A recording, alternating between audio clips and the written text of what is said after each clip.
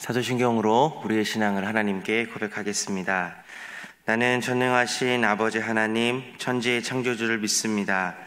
나는 그의 유일하신 아들, 우리 주 예수 그리스도를 믿습니다. 그는 성령으로 잉태되어 동정녀 마리아에게서 나시고 본디오 빌라도에게 고난을 받아 십자가에 못 박혀 죽으시고 장사된 지 사흘 만에 죽은 자 가운데서 다시 살아나셨으며 하늘에 오르시어 전능하신 아버지 하나님 우편에 앉아 계시다가 거기로부터 살아있는 자와 죽은 자를 심판하러 오십니다. 나는 성령을 믿으며 거룩한 공교회와 성도의 교제와 죄를 용서받는 것과 몸의 부활과 영생을 믿습니다. 아멘. 우리 찬송가 336장입니다. 찬송가 336장 환난과 핍박 중에도, 찬송가 336장 환난과 핍박 중에도 우리 하나님께 찬양 올려드립니다.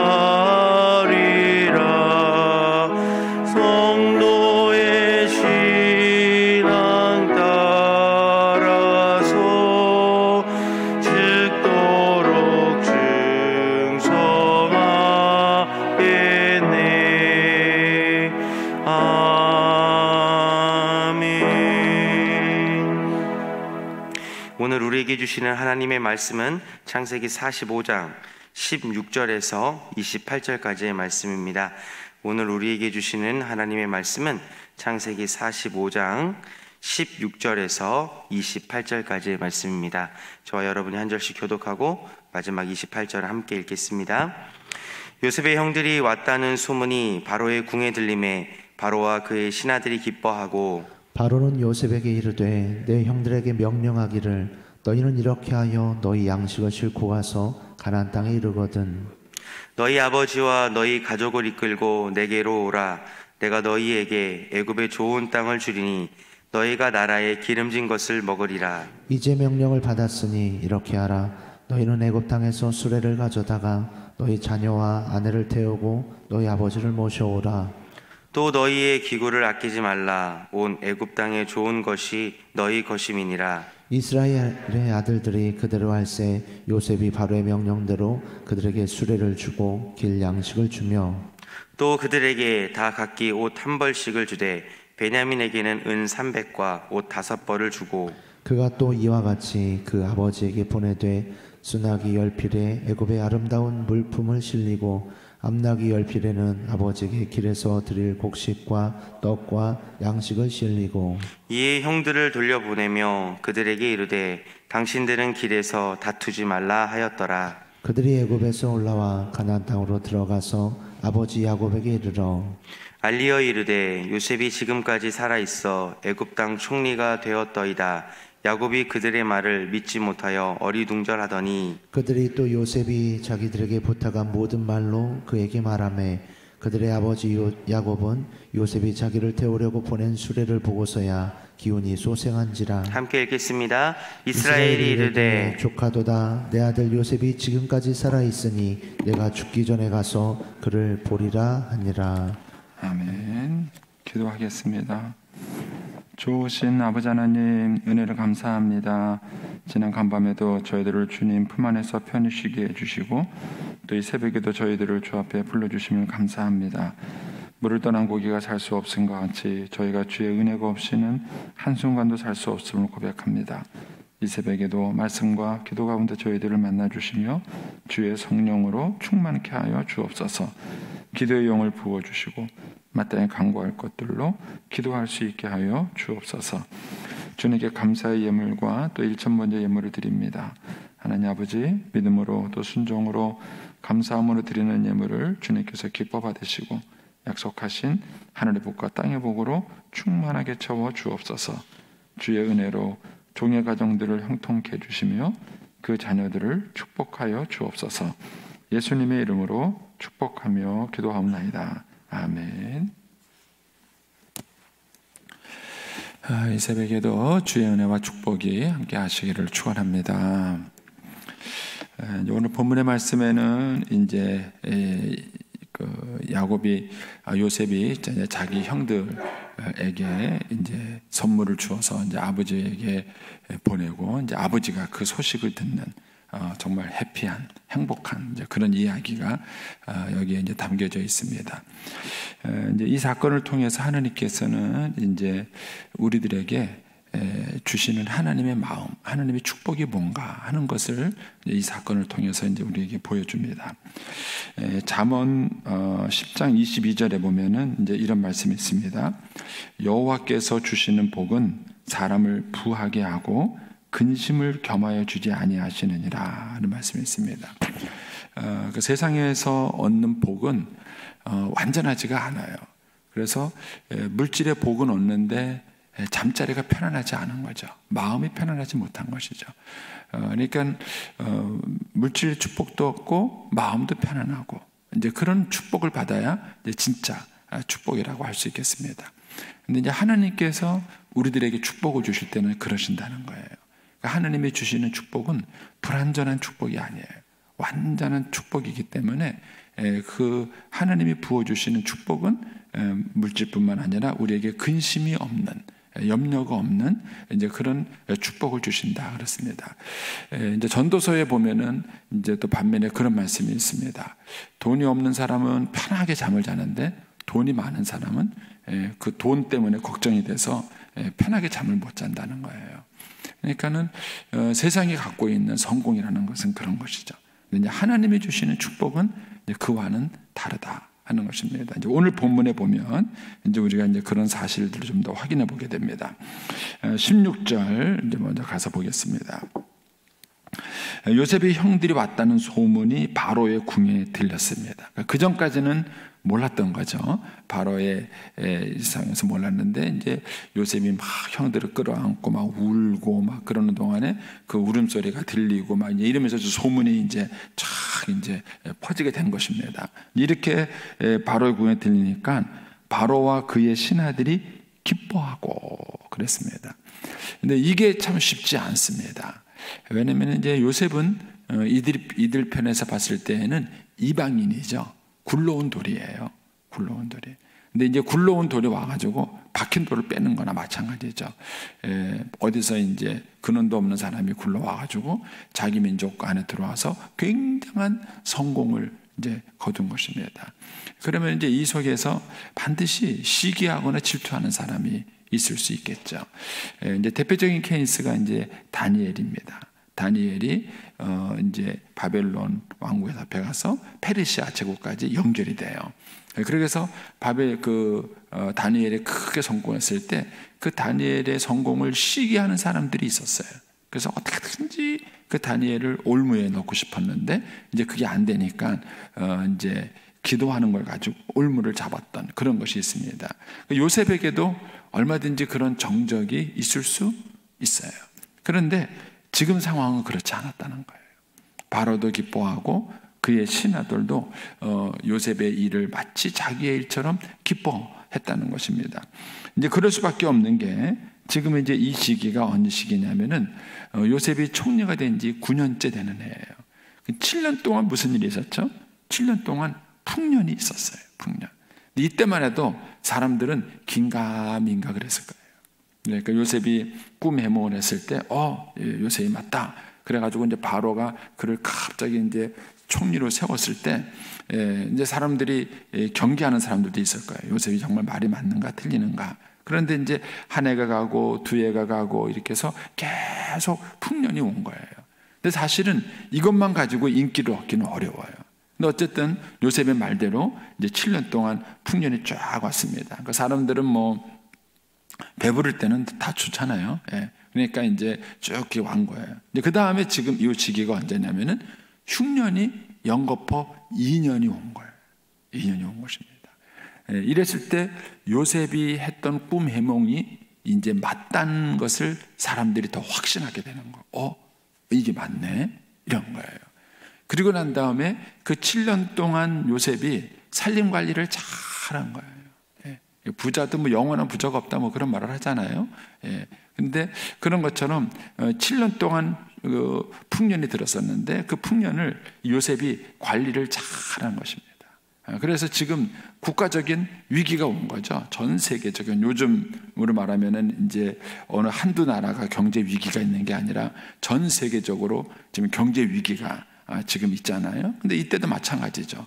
풍년이, 흉년이 애굽에만 들은 게 아니라 전 세계적으로 흉년이 들은 거예요.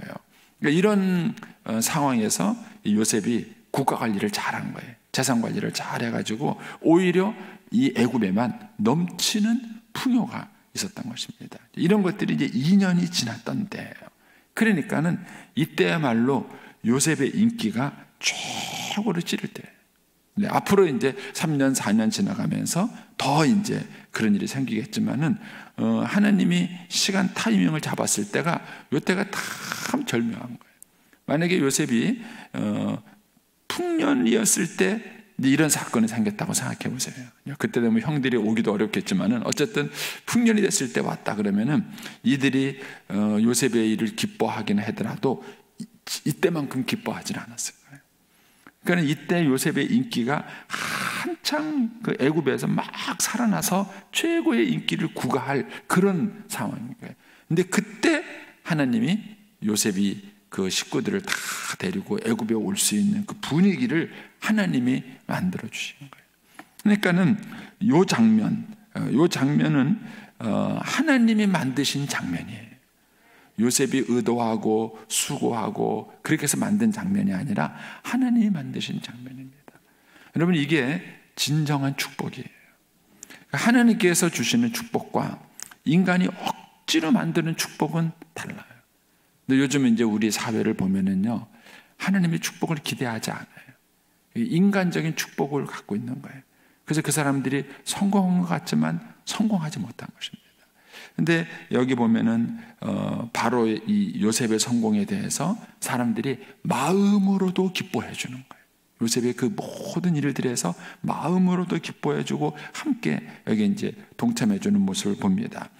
17절부터 이제 20절에 보면은 이런 요셉을 얼마나 이제 그 바로나 그 신하들이 사랑했는가 하는 것들을 여기서 또 봅니다. 17절에 가시면 바로는 요셉에게 이르되 내 형들에게 명령하기를 너는 이렇게 하여 너희 양식을 싣고 가서 가나안 땅에 이르거든 너희 아버지와 너희 가족을 이끌고 다 오게 하라. 사실 바로가 이 말을 안 했어도 오게 할까요? 안 할까요?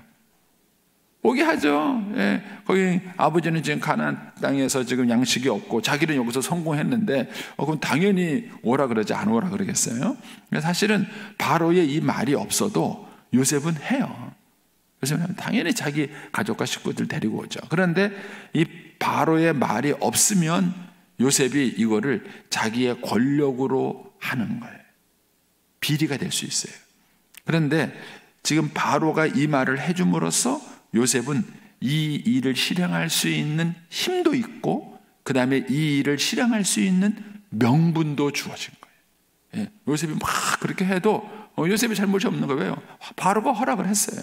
바로가 그렇게 하라고 했으니까 요셉이 가족들을 위해서 극진한 대우를 해주고 이런 일을 한다 할지라도 뭐 누가 볼 때 비리를 한다더니 뭐 이런 말이 있을 수가 없는 거예요. 그러니까 이제 그런 명분을 만들어주는 것이죠. 바로가 거기 보면 18절에 너희 아버지와 너희 가족을 내게로 오라. 내가 너희에게 애굽에 좋은 땅을 주리라. 너희가 나라에 기름진 것을 먹으라. 이제 명령을 받았으니 이렇게 하라. 너희는 애굽 땅에 수레를 가져가라. 이제 막 그냥 바로가 더 얘기하는 거예요. 갈 때 이제 수레를 가져가고 그 다음에 수레에 너희 자녀와 아내를 다 태우고 너희 아버지를 모셔와라.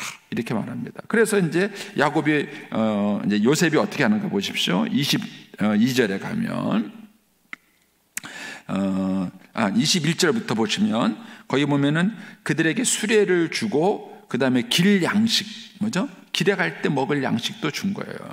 그리고 이제 22절에 가면은 그들에게 옷 한 벌씩 주고 베냐민에게는 은 300에다가 옷 5벌이나 주고 그 다음에 23절에 가면은요 또 그가 또 이와 같이 아버지에게 보내되 수나기 10필에 애굽의 아름다운 물품을 실려고 암나기 10필에 아버지께서 길에서 드릴 곡식과 떡에 오는 동안에도 편안하게 올 수 있는 그런 이제 곡식과 떡을 이렇게 줍니다. 그러니까 이런 것들을 요셉이 막 베풀어도 이게 권력형 비리가 안 되는 거예요.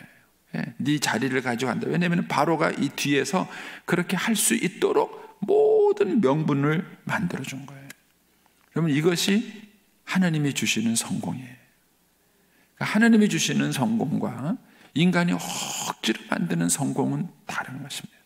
그래서 기다리셔야 돼요. 근데 우리는 기다리지 못하고 조급할 때가 많아요.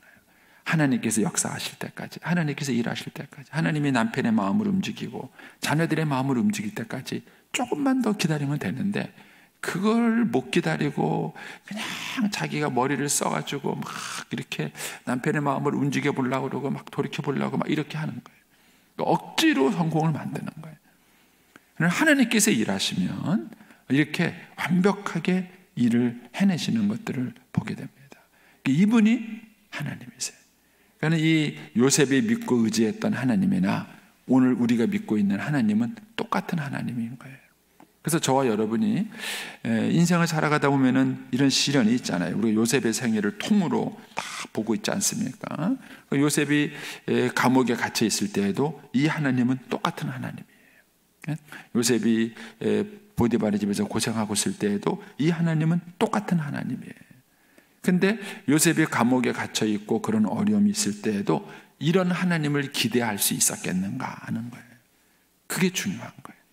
그래서 저와 여러분이 인생을 살다 보면은 하나님이 주시는 연단과 어려움을 겪을 때가 있어요. 근데 그때도 우리의 마음속에 잊어버려서는 안 될 것이 뭐냐면은 이 요셉에게 부어주시는 이 축복이 하나님의 마음이에요. 이게 본심이라는 사실을 우리가 믿어야 돼요. 그러니까 우리 눈에 보이는 것과 귀에 들리는 것은 이런 현실과는 전혀 다르게 보이더라도 이것이 나를 향하신 하나님의 뜻이다라는 확신을 갖는 것이죠. 이럴 때 하나님께서 이제 우리의 삶을 시험으로부터 건져주시고 우리를 축복해 주시는 것들을 이제 보게 되는 것입니다. 자, 이제 20절 말씀 한번 보겠습니다. 20절에 보면은 또 너희의 기구를 아끼지 말라. 온 애굽 땅에 좋은 것이 너희 것이니라. 야곱은 이제 7년 흉년이 올 거라는 것도 몰랐고, 그 다음에 인생을 살면서 야곱은 나름대로 준비하지 않을까요? 요즘으로 말하면 노후 준비를 야곱도 하지 않았을까요? 그러나 7년 흉년이 오는 순간 그 야곱이 준비했던 모든 노후 준비는 2년으로 끝난 거예요. 이 흉년 2년이 연속되는 순간 야곱이 준비했던 모든 노후 준비는 그게 끝난 거예요. 그런데 20절에 보니까 하나님이 야곱의 노후가 된 거예요. 그래서 야곱은 전혀 기도 못했고 준비도 못했었는데 하나님이 애굽 땅의 모든 좋은 것이 다 너희 것이다 이렇게 말하면서 이 앞으로 있는 5년 흉년에 대한 그 모든 대책까지도 하나님이 세워주시는 것입니다. 여기서 우리가 이제 인생을 살면서 우리의 진짜 보험이 뭔가를 아셔야 돼요. 현대 사회에서 사람들이 미래에 대한 염려, 근심 이런 것 때문에 여러 가지 보험을 들어요. 그런데 믿음의 보험을 드지는 않으시는 것 같아요. 그러면 저와 여러분이 인간적으로 많은 것들을 준비해도 우리가 살아가는 시대의 미래의 시대에 어떤 일이 어떻게 일어날지 모릅니다. 그건 진정한 보험이 아니에요. 우리의 미래에 대한 진정한 보험은 뭔가? 그거는 하나님이세요. 하나님이 우리의 산성이시고 우리의 피난처시고 우리의 상급이에요. 우리의 상급이에요. 그래서 다윗이 고백하기를 여호와는 나의 목자시니 내게 부족함이 없으리로다. 이런 고백을 한 것입니다. 그러니까는 지금 이런 상황은 전혀 그들이 인위적으로 준비한 것이 아니라 이미 하나님께서 이 모든 준비를 다 하신 거예요. 나중에 좀 더 역사의 수레바퀴를 돌려서 뒤로 가게 되면은 하나님은 이렇게 해서 야곱의 식구를 애굽으로 다 데리고 와서 애굽에서 200만 인구를 만드는 거예요. 70명의 가족이 여기 와서 200만 인구를 만드는 겁니다. 근데 이분이 하나님이시다. 그러니까 하나님께서 이렇게 역사의 수레바퀴를 진행시켜가면서 인도해 주시는 것들을 보게 됩니다. 26절 가보겠습니다. 이렇게 해서 이제 자녀들이 가서 이제 아버지에게 얘기를 해요. 알리어서 이르되 요셉이 지금까지 살아 있습니다. 애굽 땅에 총리가 되었더이다. 그런데 야곱이 그 말을 믿을 수가 없었죠. 어떻게 믿어요? 자기는 지금까지 아들이 뭐예요? 죽었다고 생각을 했어요. 자기 마음속에 아들이 죽었다고 생각하고 그리고 살아왔는데 뭐 갑자기 살아있다 그러질 않나. 그것도 그냥 살아있는 것이 아니라 뭐예요? 애굽 땅에 총리가 되어 있다는 거예요. 애굽 땅에 총리가 되어 있다. 그러니까 이제 야곱이 얼마나 어리둥절했겠어요. 그래서 거기 뭐라 그럽니까? 야곱이 그들의 말을 믿지 못하여, 믿지 않아서가 아니라 믿지 못하여, 믿어지지가 않는 거예요. 어떻게 그런 일이 있을 수 있느냐? 니들 뭐 또 장난치냐? 아마 이런 거죠. 그런데 27절에 가서 그들이 또 요셉이 자기들에게 부탁한 모든 말을 아버지에게 요셉이 이런 말을 했습니다. 라고 이제 그 말도 전해주고, 그 다음에 요셉이 이제 아버지를 위해서 보내준 수레를 밖에 나가서 보고 난 다음에야 그때서야 뭐예요? 아, 요셉이 살아있구나. 요셉이 살아있구나. 그러면서 28절에 이렇게 말합니다. 이스라엘이 이르되 족하도다. 내 아들 요셉이 지금까지 살아있으니 내가 죽기 전에 가서 그를 버리라. 그래서 하나님이 우리에게 주시는 은혜는 뭐냐면 족한 은혜예요. 족한 은혜입니다. 근데 족한 은혜가 이 정도예요. 근데 신약 성경에 보면은 하나님이 우리에게 주시는 은혜는 족한 은혜가 아니라 누르고 흔들어 넘치는 은혜예요. 이 사실을 저와 여러분이 믿으셔야 돼요. 우리의 현실은 제가 이제 금요일 날 설교도 했지만 우리의 이 혼은요, 눈에 보이고 귀에 들리는 것으로 판단을 해요. 봐라, 지금 이런 상황인데 어떻게 해서 하나님이 살아계시고 하나님이 널 사랑하시고 하나님이 널 돌보신다고 말할 수 있겠느냐, 이렇게 말을 하는 거예요. 그러나 신앙이라는 것은 뭐냐? 하나님의 약속의 말씀을 믿고 신뢰하는 거예요. 그래서 그 하나님이 우리에게 주시는 은혜는 족한 은혜입니다. 이게 이제 구약의 은혜예요. 신약의 은혜는 누르고 흔들어 넘치도록 주는 은혜입니다. 그러니까 이런 은혜를 저와 여러분이 하나님께 구해야 합니다.